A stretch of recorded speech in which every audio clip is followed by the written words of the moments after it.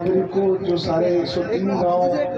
के यहाँ सरदारी यहाँ आई है, इस सत्यनारायण की कथा में आप सब लोगों को एक बहुत बहुत बधाई और बहुत बहुत शुभकामनाएं आज के इस कार्यक्रम के लिए। और जैसा अभी आप लोगों के सामने मैंने बताया, पिछले कुछ वर्षों में हमारे विश्वविद्यालय तथा यहाँ के जो गाँव के लोग हैं, यहाँ के गाँव के रहने वाले जो विश्वविद्यालय में काम कर रहे हैं और जो विश्वविद्यालय की टीम है, इन्होंने बड़े अथक परिश्रम से, बड़े मेहनत से बहुत ही कम समय में पलवल डिस्ट्रिक्ट के अंदर गांव बुधौला में एक भव्य विश्वविद्यालय की स्थापना की है, जो न केवल हरियाणा में बल्कि पूरे देश और दुनिया में अपना नाम बना रही है और बुधौला गांव का नाम पूरी दुनिया में रोशन करने के लिए अथक प्रयास कर रही है। और मुझे पूरी उम्मीद है कि आने वाले 5 वर्षों में ये विश्वविद्यालय अपने में एक बहुत बड़ा मुकाम हासिल करेगा और देश दुनिया से इस विश्वविद्यालय में आने के लिए लोग यहाँ की राह देखना पसंद करेंगे। और ये न केवल हरियाणा का बल्कि पूरे देश का एक मुकुट कौशल विश्वविद्यालय के रूप में गाँव बुधौला के अंदर होगा। और इसमें सबसे बड़ा योगदान तो इस गाँव का है, जिन्होंने 85 एकड़ की जमीन जो सरकार को और इस विश्वविद्यालय को दान के रूप में दी है, ये उनका एक बहुत बड़ा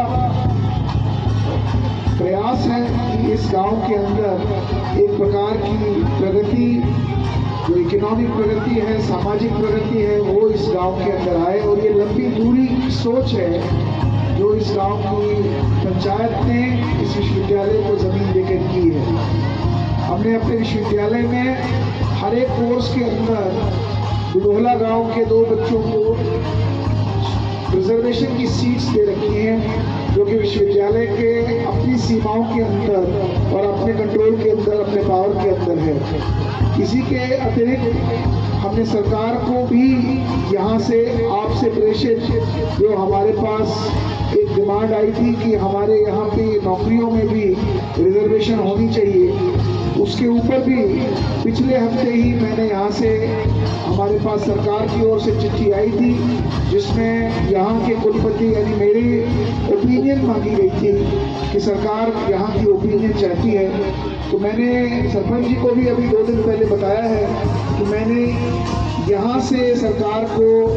अपनी पूरी रिकमेंडेशंस भेज दी हैं कि जो गांव अपनी ज़मीन देता है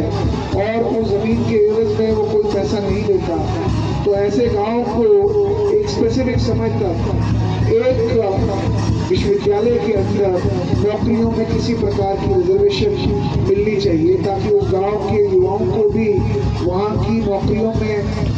भागीदारी मिले। ये हमारी ओर से रिकमेंडेशन 2 दिन पहले सरकार को चली गई है और मुझे पूरी उम्मीद है कि सरकार इस पर गौर करेगी और इसके ऊपर एक सही पॉलिसी बना